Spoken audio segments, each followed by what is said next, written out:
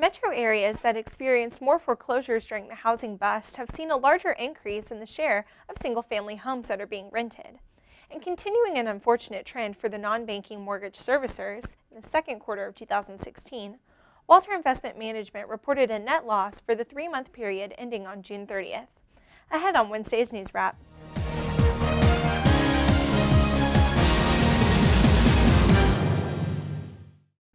Metro areas that experienced more foreclosures during the housing bust have seen a larger increase in the share of single-family homes that are rented, according to a recent report from Zillow. The increase in share of single-family homes that are rented has shown to be more predominant in the southwest United States. Zillow states that growing shares of single-family homes are now being rented, and by extension, the rental market is now comprised of single-family rental homes.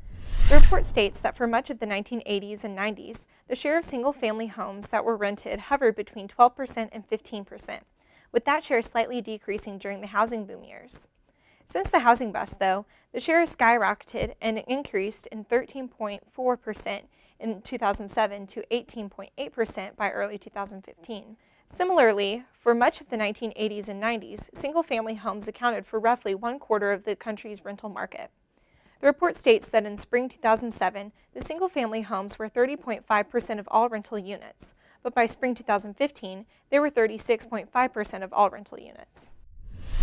Continuing an unfortunate trend for the non-banking mortgage servicers in the second quarter of 2016, Walter Investment Management reported a net loss of $232 million for the 3-month period ending on June 30th, 2016, according to the company's Q2 2016 earnings report released on Tuesday.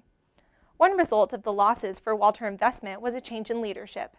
The company reported that they have hired an industry veteran as a permanent CEO who is expected to start sometime during Q4. You can check out all of these stories and the latest happenings in the industry right here on our site. Thanks for joining us, and we'll see you again on Thursday. Until then, stay with dsnews.com for all of your most relevant default servicing news.